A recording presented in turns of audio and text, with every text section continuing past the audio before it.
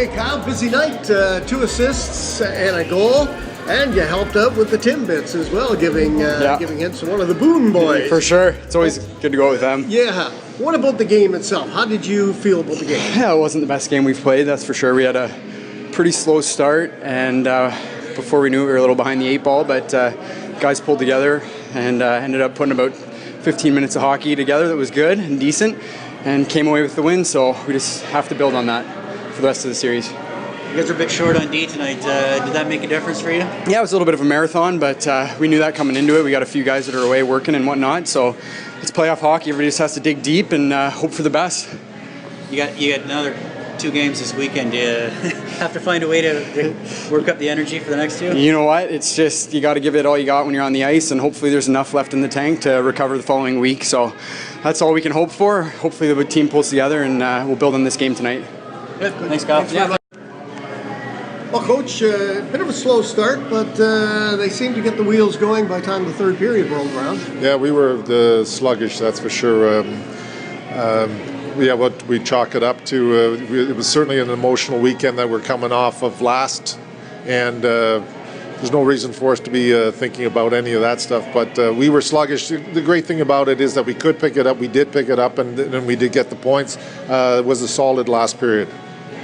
Short on the bench. Is that going to change the rest of the weekend, or are you going to be short? Yeah, we just got a couple of calls there later, just before warm-ups, which threw us considerably.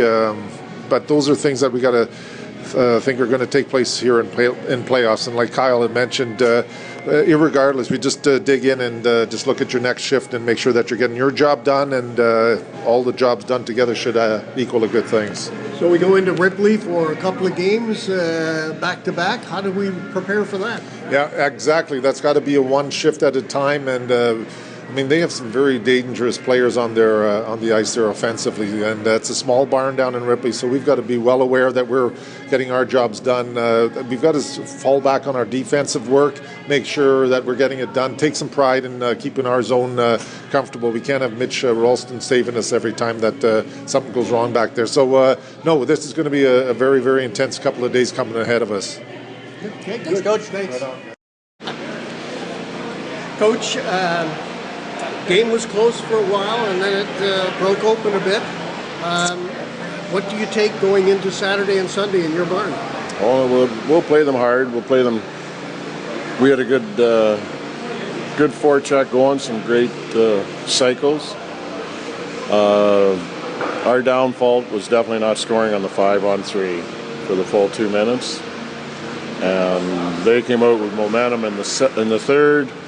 We battled it off, but couldn't complete the job.